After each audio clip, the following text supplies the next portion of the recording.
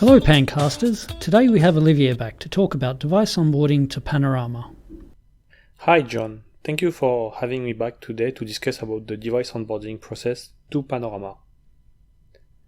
So let's explain how this process works. Before PanOS 10.1, the onboarding process was something quite simple. You used to configure the IP address of Panorama on the managed device, for instance a firewall, and on the Panorama side you used to configure the serial number of the device added, so in this case the firewall serial number. Once that was done, the communication between the managed device and the Panorama was set up using certificate to make sure no eavesdropping can happen. Nobody wants someone to sniff the traffic and see the configuration being transmitted in clear text, right? Very true, Olivier. You mentioned before PanOS 10.1, so what is new with PanOS 10.1? Yes, so as I said earlier, the onboarding was quite simple and the new onboarding process had been made to be more secure. The new process involved an authentication key used by the managed device to authenticate itself to Panorama.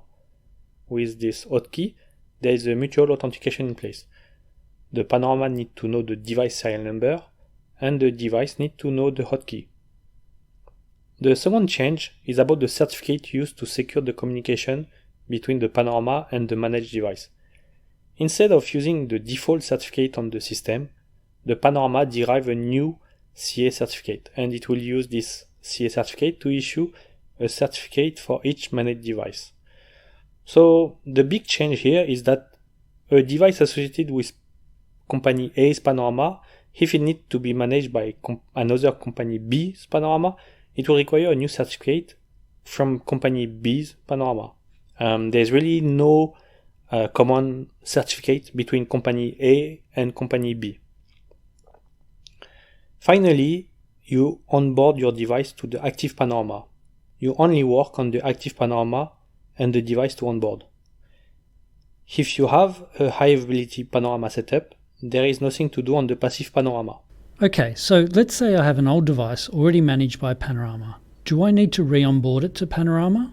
No, John. The already connected device do not need to be re-onboarded if they are running fine. Keep in mind the onboarding process happens only for the first time a device connects to Panorama. If the device is running on the version lower than PanOS 10.1, it will be onboarded as per the legacy onboarding process.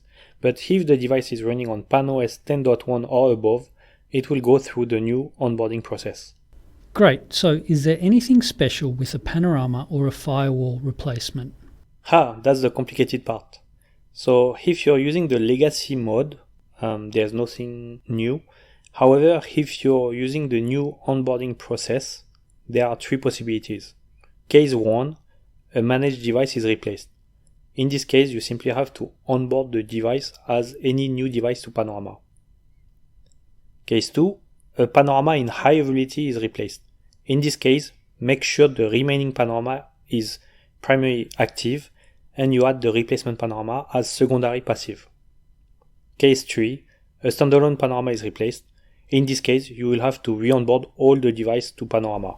Great info, Olivier. So what are the key takeaways for today? So the key point to remember in this episode are: there is a new onboarding process from PanOS 10.1. This onboarding process is just for the first connection to Panorama. The onboarding process is between the active Panorama and the managed device. And if possible, you should think about having a high availability Panorama setup.